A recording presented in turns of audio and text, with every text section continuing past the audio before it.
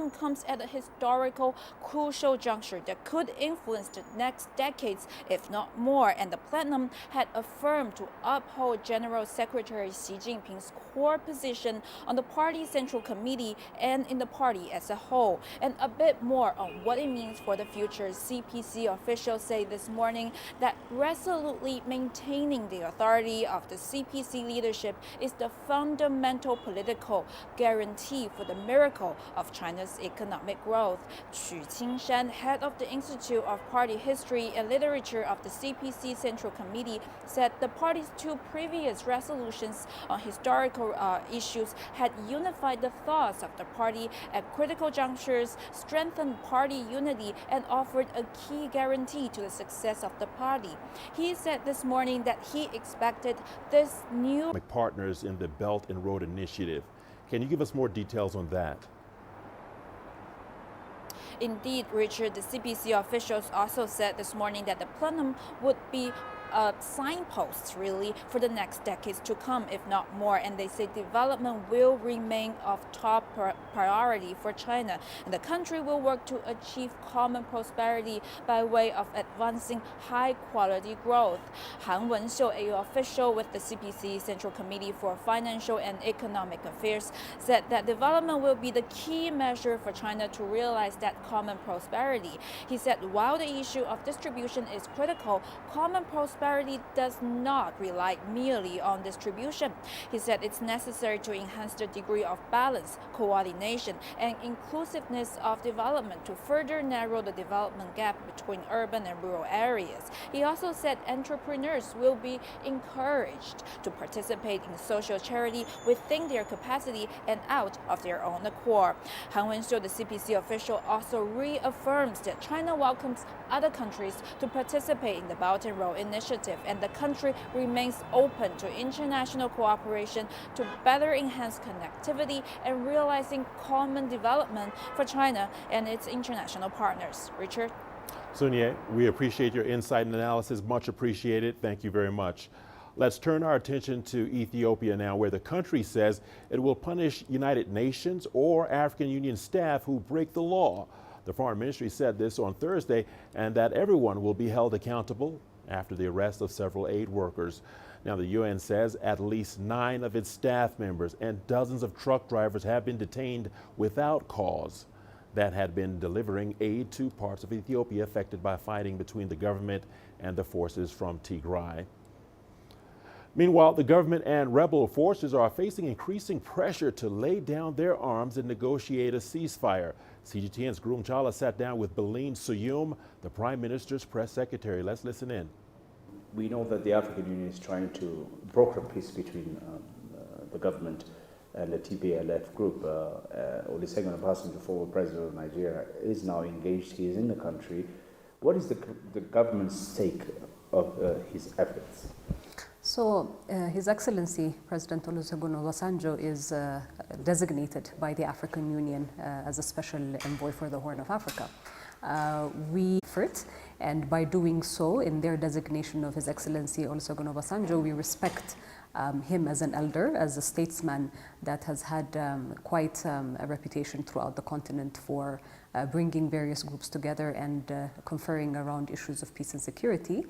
We do believe that he's also well positioned to do that. On the other hand, the UN complains that its employees have been detained by Ethiopian authorities. We've heard investigation is pending, according to the federal police, but this is more than 90 people. Why are they in custody? And what is the response that you have for the UN's complaints? So I would have to first share with you that the United Nations is a key partner for Ethiopia as well. The United Nations is also comprised or constituted based on Ethiopia's willingness to forge a strong foundation for multilateralism as well. Ethiopia was one of the founders of the League of Nations. So having set this context for the role that Ethiopia plays within the United Nations and understanding that the role the United Nations plays in Ethiopia, we have to be very careful in positioning or viewing individuals who work within this institution and putting them on a platform that is not considering that they're not above reproach. There are many actors within the institution that are working for very noble causes, but there are also individuals that we've seen who are utilizing their power and their privilege that is bestowed upon them by serving these institutions for very, destructive purposes as well. So we are under a state of emergency that has been enacted last week by the House of People's Representatives has endorsed it, and the Council of Ministers has put it up for endorsement by the House of People's Representatives. What this means is through the state of emergency, anybody that is suspected with aiding and abetting terrorist organizations, namely the two that the House of People's Representatives has brandished as that, is, if they're suspected, will be called for any kind of investigations. So from what I understand at this point, yes, there's investigations going on, but there are individuals who are working within that organization that are suspected of aiding and abetting these terrorist organizations. And like I said, just because you have an affiliation with international organizations, it doesn't necessarily mean that you're above reproach if you are suspected of doing anything that is threatening the territorial integrity and stability of the nation.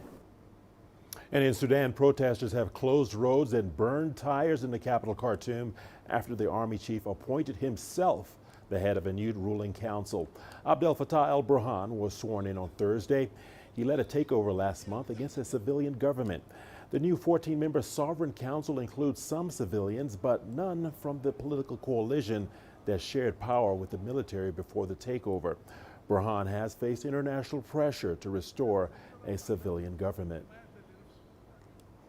American journalist Danny Fenster has been sentenced to 11 years in prison by a Myanmar court. Fenster was charged for encouraging dissent against the military, unlawful association, and breaching immigration law. He also faces charges of terrorism and sedition for his work at an online newspaper, Frontier Myanmar. A monitoring group reports more than 100 journalists have been arrested since the military seized power and ousted leader Aung San Suu Kyi in February. Now, she remains in detention. Well, that's it for this edition of The World Today. I'll be back shortly with more news from the continent in Africa Live. Thanks for watching.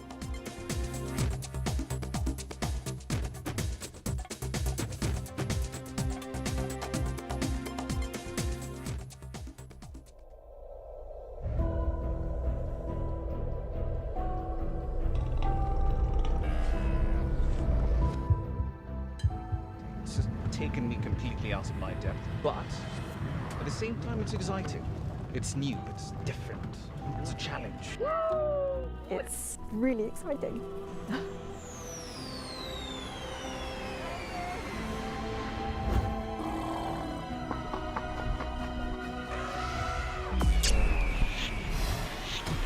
Over the last 14 hours of rain.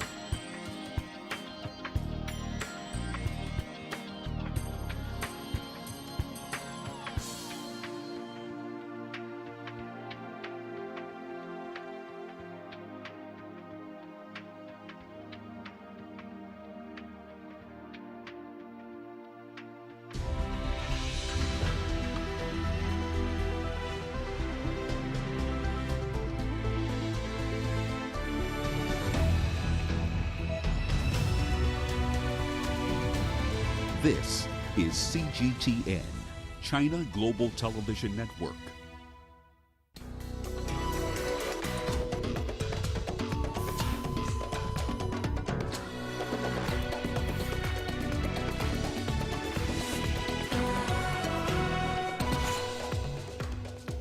Sudan's army chief swears himself in as leader of a new transitional council. Ethiopia says it will punish anyone who breaks the law after it detains UN staff for unspecified offenses. And mixed reactions over the passing of South Africa's former president, F.W. de Klerk. Hello and welcome to Africa Live. As always, great to have you with us. I'm Richard Nta, live in Nairobi. And for those of you joining us from across the continent and around the globe, we thank you for joining us. Let's take a look at other stories making headlines this hour. South Africa's finance minister cuts funding for state-owned enterprises to trim budget deficit in his maiden budget speech.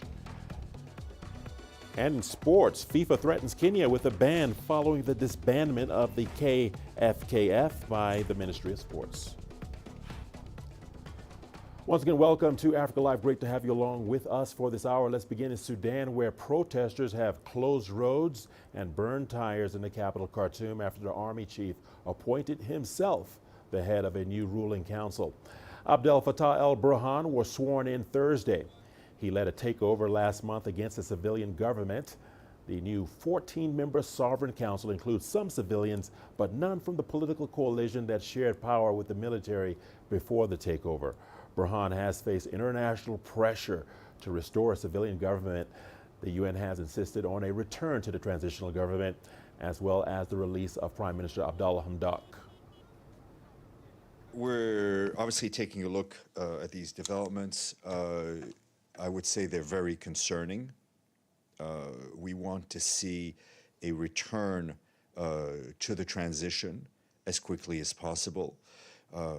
We want to see the release from house arrest of Prime Minister Hamdok, as well as all other politicians and leaders that have been detained.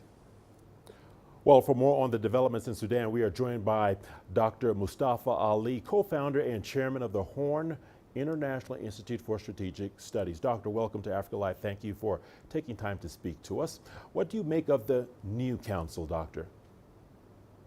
Yeah, well, thank you. Thank you for having me. The fact that the new council comes after mediation talks have stalled, and also that none of the forces of freedom and change, FFC members, are included in this new sovereign council, it means that this is just an extension of the October coup. And this means that the military in Sudan is digging in and is consolidating power and does not wish to share power with the civilian, a part of the transitional arrangements that they had formed earlier. Well, Doctor, you mentioned consolidating power. This latest move is likely to harden opposition among civilian groups. Where does this place Sudan's transition to civilian rule? How do you see it? At the moment, the transition to civilian rule is in total disarray. This means that there will be more protests, more instability, more chaos in Sudan as the military continues to dig in and the civilian part continue to protest. We may see a situation becoming more dire and even moving to the kind of situation that we saw in Libya when Gaddafi was in power. That power, the military could no longer hold the power and it started sliding away from them, and that means more chaos and even an all-out civil war in Sudan. All right, Dr. Ali, let's leave it there. Compelling points that you make there. Well said, Doctor. Thank you for your insights. Let's turn our attention to Ethiopia, where the country says it will punish United Nations or African Union staff who break the law. The Foreign Ministry said on Thursday everyone will be held accountable after the arrest of several aid workers. The UN says at least 9 of its staff members and dozens of truck drivers have been detained without cause. They had been delivering aid to parts of Ethiopia affected by fighting between the government and forces from Tigray. A video has emerged. Former South African President Frederick Willem de Klerk giving a final apology for crimes against people of color during apartheid. It is not immediately clear when the recording was done, but de Klerk had expressed regret several times before. De Klerk died on Thursday, age 85, after a long battle with cancer. His foundation said the family will announce funeral plans in due course. President de Klerk was the last apartheid-era president to lead the country. Well, for more on this, we are joined by CGTN's Angela Coppola in Johannesburg. Angela Coppola, welcome to Africa Live. What are South Africans saying about the mixed legacy of Frederick de Klerk? Angela?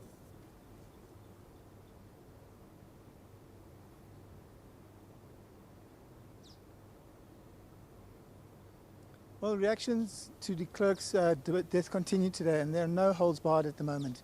The EFF leader wasn't sad that the last apartheid-era president had died. The Pan-African Congress was unrepentant about their dislike for de Klerk. His legacy has obviously left people very firm about their support or hatred. Late yesterday, President Ramaphosa called him courageous for going against his party, the National Party, and unbanning the liberation movements and initiating those negotiations. But many are calling de Klerk's move in February 1990 political expediency. Then we spoke about that release of that video in which de Klerk apologizes for harm and the damage caused by apartheid, but it appears to have been created an even bigger divide, with many callers and commentators on radio stations and television stations wondering why he didn't apologize when he was alive. Commentators also suggesting that he's as divisive in death as he was in life. Richard? Indeed, Angelo, why didn't he apologize when he was alive? That is a good question. But further to that, do we have any updates on plans for his funeral, Angelo?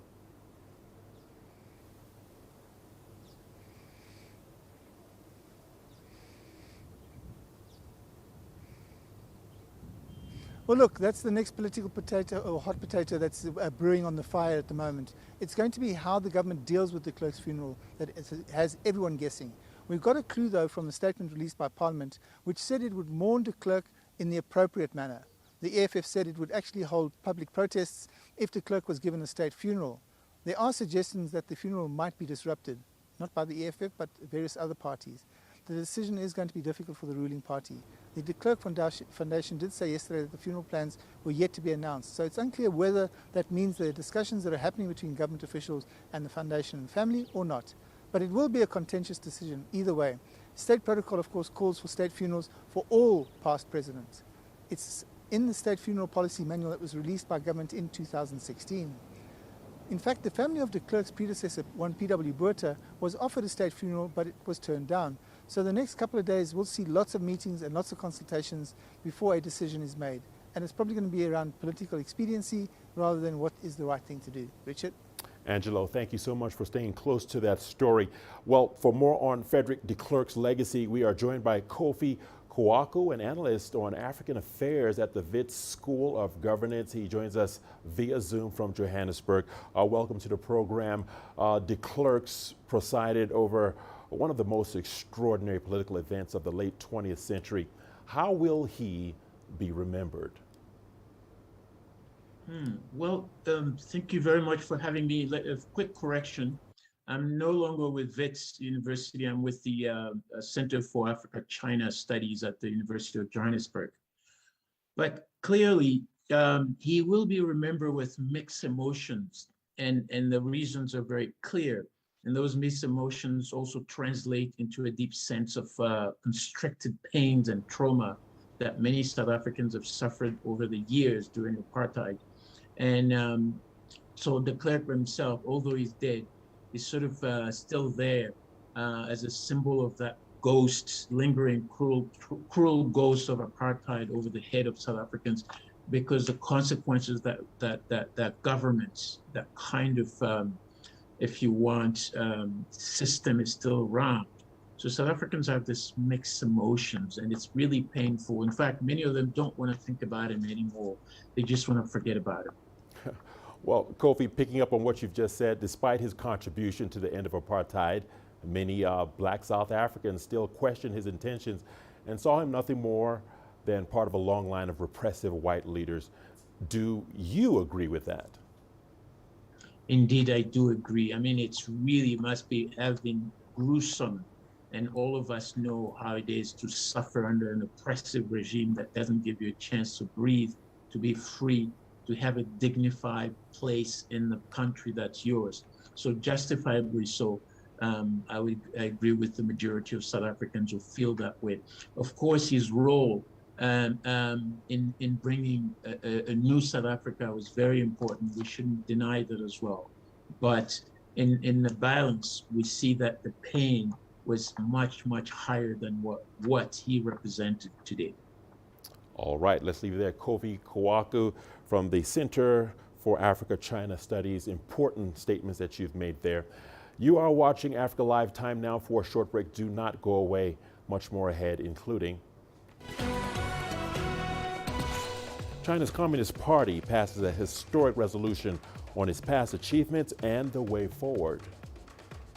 And China and Rwanda celebrate 50 years of diplomatic relations. What does the future hold? We'll tell you more.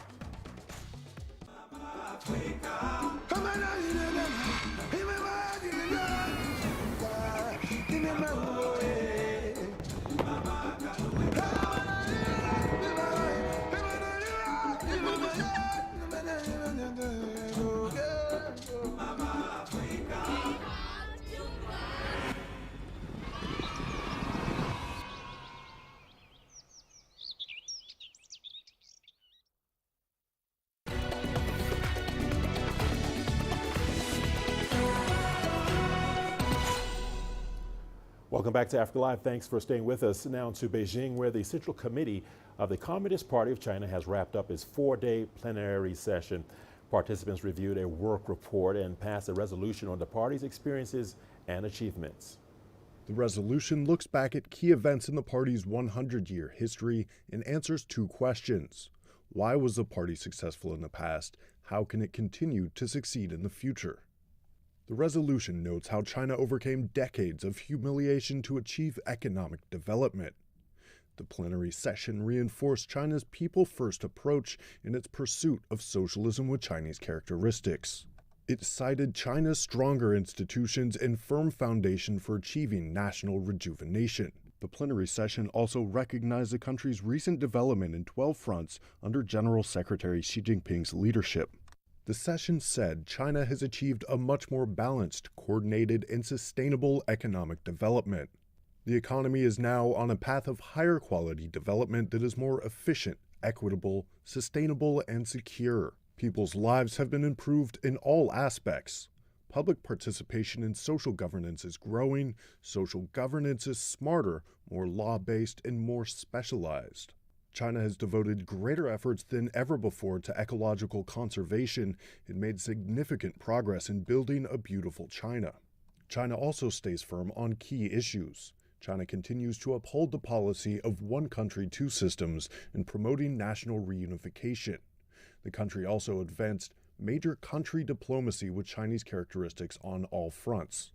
The concept of a human community with a shared future has become a banner leading trends of the times in human progress. This session also highlights the historical significance of the party's endeavors over the past century in 5 aspects: fundamentally transform the future of the Chinese people, opened up the right path for achieving rejuvenation of the Chinese nation, demonstrated the strong vitality of Marxism, produced a profound influence on the course of world history, made the party a forerunner of the times. Looking to the future, it said that the party must remain modest and prudent, guard against arrogance and rashness, and work hard. This session also listed 4 keys to achieve the goal of the next century. They include maintaining close ties with the people and acting in line with the people-centered philosophy of development so as to better realize, safeguard, and advance the fundamental interests of the overwhelming majority of people. It also said that all party members must keep in mind that one thrives in adversity and perishes in laxity. Over the past century, the party has accumulated experience in achieving its goals. The areas include upholding the party's leadership, putting the people first, and advancing theoretical innovation. The session also agreed to convene the next National Party Congress in the second half of 2022. Dr. David Monyai, the co-director, University of Johannesburg Confucius Institute and Center for Africa-China Studies, joins us now from Nairobi for more analysis on this. Sir, welcome to the program. The Central Committee of the Communist Party of China has passed a resolution on the party's experiences and achievements. What is the significance of issuing such a resolution? This is a massively significant development. It also has to be understood within a changing global order. At this particular juncture, China is entering a new phase. One is a country that is the second biggest economy, confronted with geopolitical and a United States and Western world countering China on its own development and ensuring that it achieves its original mission, particularly the CPC, of uniting the entire China, Hong Kong, Macau, as well as Taiwan. Entering into this in the post-centenary, entering into a second centenary, this resolution cements the decision within the CPC under the leadership of President Xi Jinping and ensuring that it does indeed achieve its strategic goal of a united, prosperous China by the year 2049. Well, David, the communique also stresses China will continue to uphold and develop socialism with Chinese characteristics in the new era. The emphasis being on Chinese characteristics. What lesson can Africa pick from this for its own development and moving forward? This particular statement is of huge implication for the African continent. It is an understanding that in the 50s and 60s, both China and Africa were extremely poor. And when the two met at the Bandung Conference in 1955, some of the objectives of uniting a developing world, China at this stage has achieved most of those goals through reforms of its economy that started in 1978. And beyond that, centering on issues of agriculture, closing the gap between the urban and rural, and advancing infrastructure development, education of ordinary people on the ground.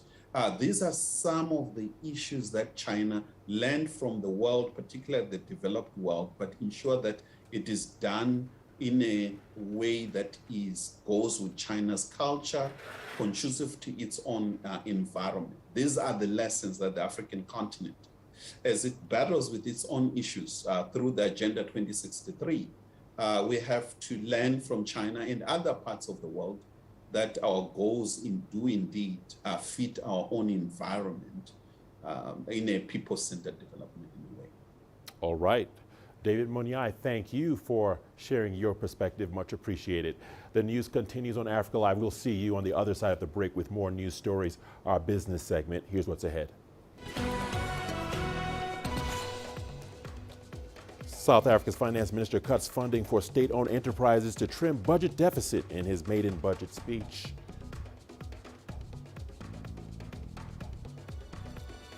And we review Egypt's fourth transport fair, which has just wrapped up in Cairo.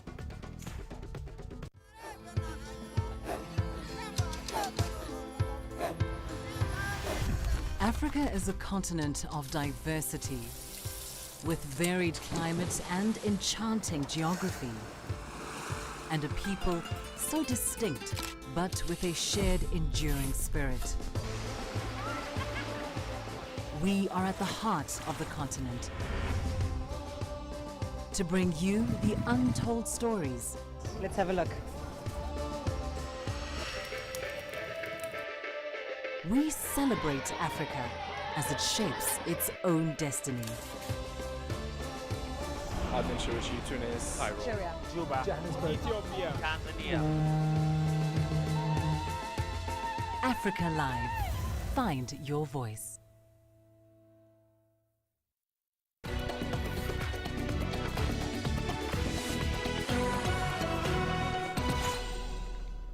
Welcome back to Africa Live. We appreciate your company. South Africa's National Treasury has pledged to trim the deficit and tackle debt in its midterm budget. It will add that it will not commit to net long-term spending, despite a windfall from high commodity prices. This comes as the country's economy bounces back strongly in 2021 following a rise in global demand for its exports. Treasury adds that it will stick to a disciplined fiscal strategy and set a new target of narrowing the deficit to 4.9% of GDP in 2024 forward 2025. It has forecasted a GDP expansion of 5.1% this year compared to the 3.3% predicted in February. Boeing has reached an agreement with the families of victims of the 2019 Ethiopian Airlines crash. According to a court filing, Boeing is accepting liability for the deaths. In 2019, a Boeing 737 MAX crashed in Ethiopia, killing all 157 people on board. At the time of the crash, the 737 MAX was Boeing's best-selling plane. Lawyers for the victims' families noted that Boeing, under the agreement, admitted that the 737 MAX had unsafe conditions. As part of the agreement, lawyers for the victims' families can claim compensation in the U.S. courts, but will not seek punitive damages. A hearing on the agreement is set to take place next Tuesday. Well, earlier we spoke to Gashie Mwanza. He is not only an advocate for Kenya's High Court, but is also among the lawyers representing families of the victims. He and a group of Kenyan lawyers partnered with lawyers in the U.S. to pursue the case. He gave us greater insight into the agreement reached between both parties. Let's listen in. So what this means now is that an agreement has been reached. As you all know, there are two different scenarios in determination of court cases. A case can be determined by a judge. In the US, we have a provision where it has to go through a jury, and in which case it takes years. A case may take even 2, 3, 4 years. But then there's also a mode of settlement of cases, which we call mediation.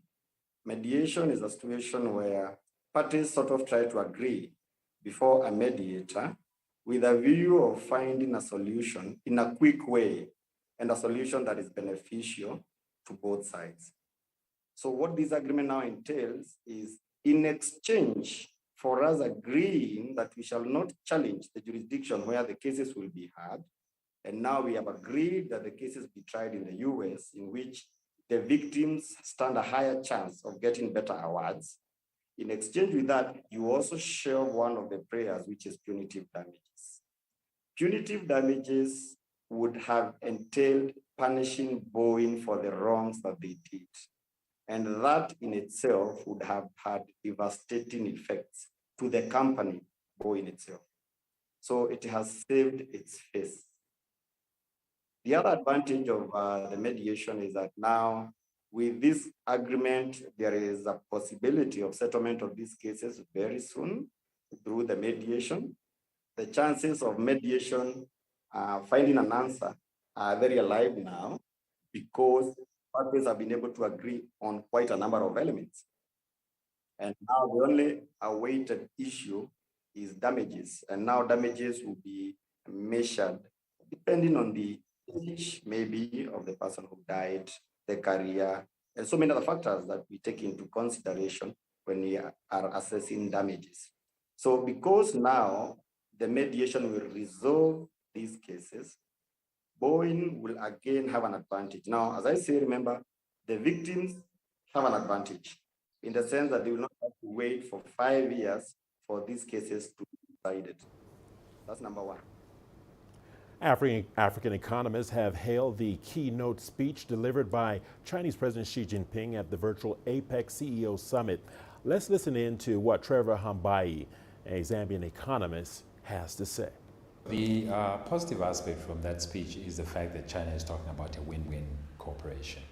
And this is very, very important for all the regions that are affiliated to having to achieve global growth, because it should not be a position where any country should feel that they are losing out in having to have this cooperation.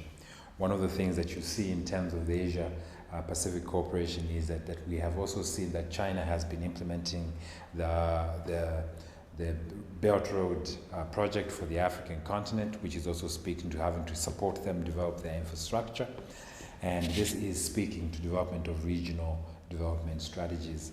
And I think this is very, very good. So there is a very good opportunity for the rest of the world to benefit from that industrialization that China has achieved, because we need to be able to firstly cut the cost in terms of how we run businesses in all our countries, and China has achieved that goal. Egypt's 4th Transport Fair has wrapped up. The 3-day event was dedicated to exploring the potential application of smart transportation tech across the Middle East and North Africa, covering everything from high-speed to metro rail and the use of natural gas as a transition fuel for public transport. CGTN's Adel Al-Mahroui was there. Let's listen in. Going by the transportation innovations to be introduced soon in his country, Egyptian President Abdel Fattah el-Sisi was keen to attend Transmea 2021. Egypt is currently building 14 new smart cities. The country wants to facilitate commutes to these new destinations. From railroad to underground projects, the monorail, the high-speed train with its various destinations and means to reach the new administrative capital. There's a huge transportation development that is connecting all parts of Egypt. This requires technological solutions to ease the citizens' commute, especially that the trip will include different means of transportation. The government says it's investing some $105 billion in developing transportation infrastructure and introducing green modes of mobility. According to rankings by the Global Economy, the quality of roads in Egypt leaped from 118th in 2014 to 28th currently in global ranking. Both are seen as indications of the potential Egypt has in the transportation sector. It is very promising, and we see it as there will be already showing this dedicated area for the transportation is showing that there will be a huge improvement and a huge development in the transportation area. We're very happy to come here to join and to present our solution. We see Egypt as a very good country to offer our services to. After finalizing tests, the government hired us and the Ministry of Military Production to convert all of the state-owned buses to run on natural gas instead of diesel. It's the biggest project of its kind in Egypt. We made that deal through this exhibition. We need to make people aware about the next generations of technologies.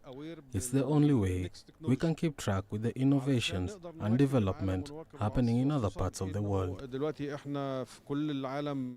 Egypt's transportation ministers signed 10 agreements during Transmea 2021. He also launched the first universal smart transportation card in Egypt, which will make commuters for the first time use one card while using any form of public transport. The event also included a forum that looks into domesticating transportation industries in the Middle East and Africa. This is the 4th edition of Transmea. It is held alongside ICT, the biggest information technology and communication exhibition in the country.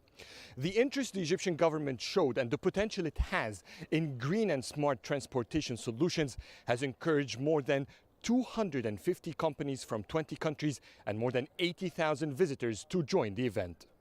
Adel Al-Mahroui, CGTN, Cairo.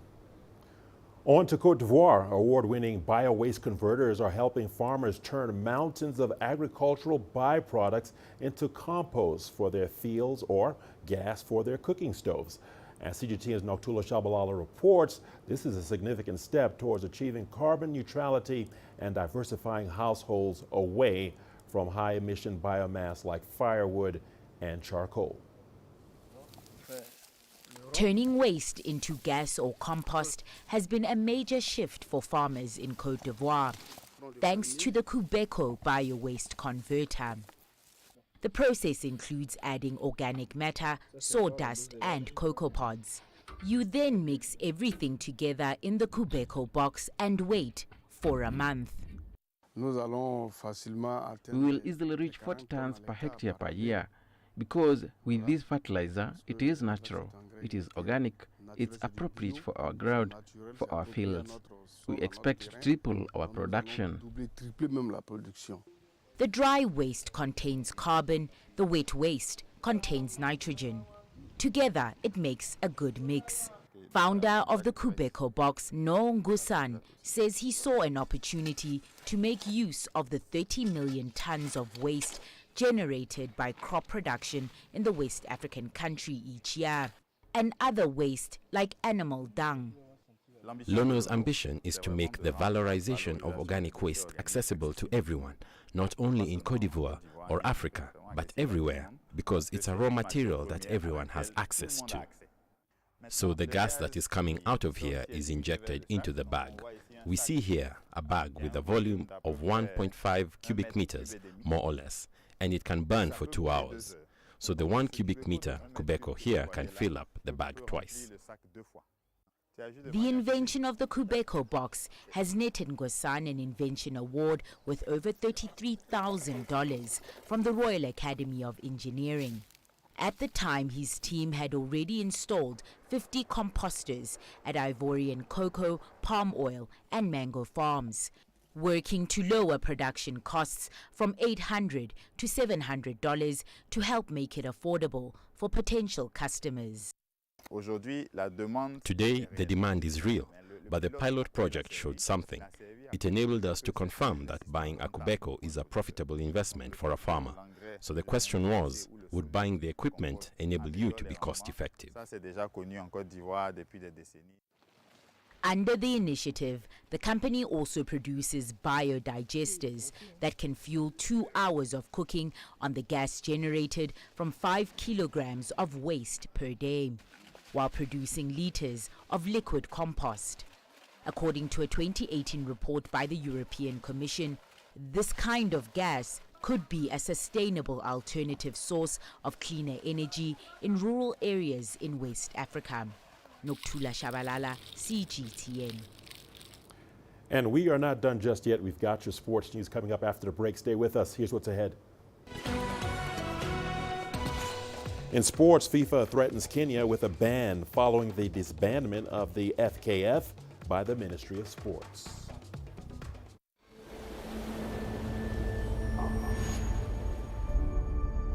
How would you create your legend? On the fields, on the tracks, in the arenas of Africa. Were you born to be a player? Could this moment be yours?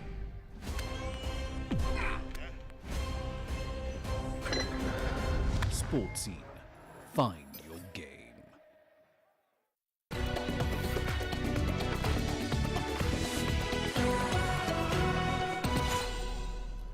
Welcome into Sport on Africa Live. We begin with football news, and World Football governing body FIFA has threatened to ban Kenya from participating in its activities if the decision to disband the Football Kenya Federation is not reversed. Chief Member Associations Officer Kenny Jean-Marie